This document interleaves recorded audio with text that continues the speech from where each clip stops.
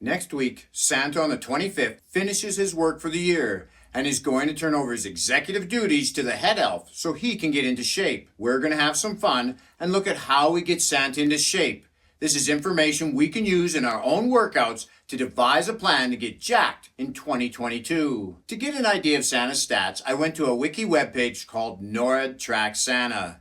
Here they say he's 5'7" and weighs 260 pounds. That's a lot of weight for that height. I would estimate his waist size to be somewhere between 50 and 55 inches, way bigger than the average 50-year-old man's, which is a little over 40 inches. Even in my Santa costume, my waist was between 43 and 44 inches, depending on the pillow I used. The reason I bring this up is to get an idea of his fitness level and potential limitations. Typical exercises that you'd see in a Santa workout are battle ropes to simulate driving the reindeer, a sack lift to imitate throwing a bag of gifts over your shoulder, and finally, squat jumps, so Santa can jump up into a chimney.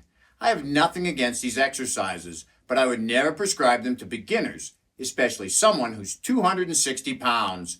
Just imagine how hard those squat jumps would be on the knees. If you're just starting, you'd be better off with a regular squat to strengthen your legs. A Santa-sized man might need to start with a chair squat, but most will be able to do some form of weighted squat. One of my favorites is the goblet squat.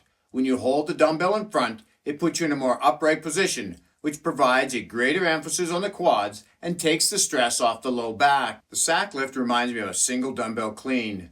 I used to do a lot of dumbbell clean and presses in my circuit workouts, but with a newer lifter, the risk of doing them improperly by rounding your back when cleaning the weight or leaning too far forward is an injury waiting to happen. Better to break the movement up into two exercises. First would be a Romanian deadlift to work our rector spinae, glutes, and hamstrings. This exercise involves moving your hips back as you lower the weight until you get a good stretch in your hamstrings.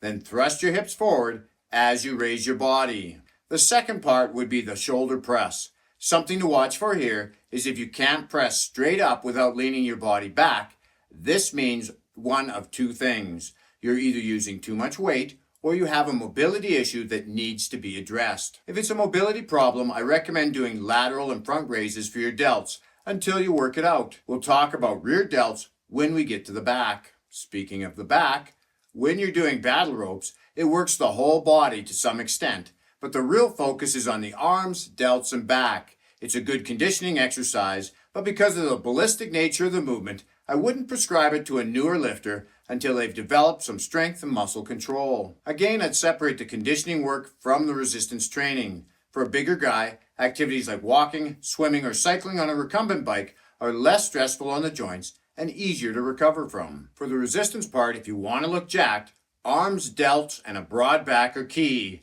The biggest muscle on our back is our lats. The best way to work it is to incorporate both a horizontal and vertical pull. A cable pull down is an excellent exercise to work the lats until you're ready to do pull-ups.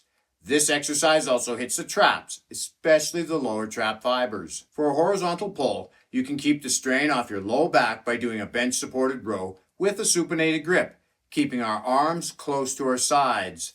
I set the bench at about 30 degrees or as low as possible without the dumbbells hitting the floor while you're doing the exercise. To target our upper back, simply move your arms up and away from your body, switching your hands to a pronated grip. This hits your upper back, including traps, rear delts, and scapular muscles. So far, I've recommended 3 upper body pulling exercises and only 1 pushing movement. Having more pull exercises in our workouts helps to improve our posture and offsets the damage done from being hunched over all day at our desk, or in Santa's case, hunched over making toys. Still, I'd like to add one more pushing movement for our chest, and that's the dumbbell bench press. I like this exercise because we can adjust our hands to wherever we're most comfortable, and if you're a bigger guy, doing an exercise like push-ups might not be practical. We're now up to 7 different exercises, and we haven't included any isolation movements to hit those muscles that really enhance that jacked look.